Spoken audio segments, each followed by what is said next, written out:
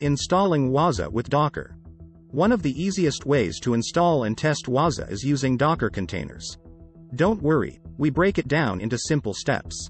The concept is that with Docker, you use the underlying operating system like in virtual machines, but it uses much less CPU overhead and less memory. To run Waza you will need a computer with at least 2 gigs of memory, but we will allocate 4 for this tutorial.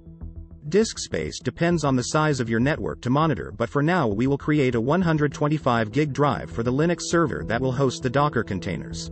Waza uses 3 machines: the server, the indexer, and the dashboard. All 3 will be created automatically and will run on the one Linux server that we are building today. Installing Waza is broken down to the following 6 steps. Install Linux. In this example we will install Ubuntu. Install Docker and Docker Compose. Docker Compose will automate the creation of Docker containers. Download the files needed to create the Docker containers. Create the necessary certificates for the various components to work together. Create the actual Docker containers that comprise the Waza system. Log in to your new installation. Let's cover each of these steps in more detail. Installing Ubuntu Linux involves going to ubuntu.com and choosing to download Ubuntu server. After downloading the ISO image, either write the image to a thumb drive if you are installing on a physical computer, or use that ISO image if you are building a virtual computer for this tutorial using VirtualBox. Waza requires at least 2 gigs of memory, but we will use 4 for this tutorial. Step 1. Boot your computer from the thumb drive or ISO and choose Install Ubuntu when the boot menu appears. Step 2. Choose your language and then choose to continue setup without updating. Step 3. Choose to install the standard server. You simply press enter here. Step 4. This is an important screen. It shows your IP address. Write this down as this is going to be the address for your Waza dashboard shortly. Step 5. When asked for a proxy address, press enter, leaving the option empty.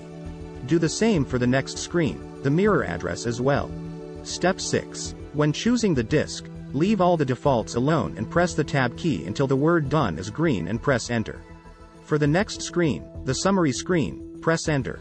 Step 7. On the next screen, the confirm destructive action screen, press tab until continue is red, then press enter. Step 8. On the next screen we will create a user and give our server a name. It can be anything you choose, but be sure to write down the username and the password you choose.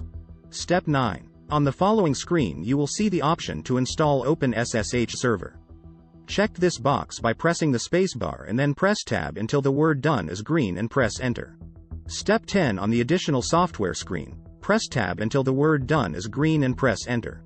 Now sit back and wait a while for the server to install. This will take a few minutes. Coffee is our friend at this point. You will eventually see a message to remove the CD-ROM and press enter. That's it. Your server will reboot. The final step to finish the server installing is logging in and updating the server.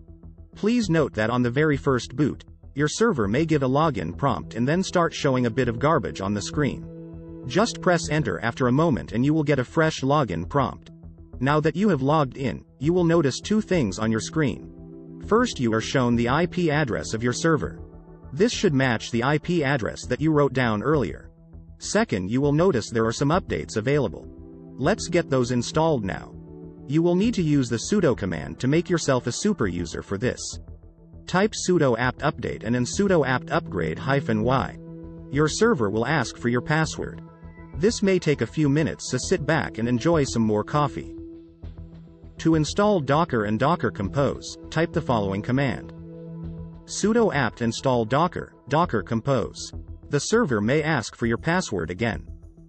Now phase 3, download the files from GitHub. Git clone https://github.com/waza/wazadocker.git version 4.5.0.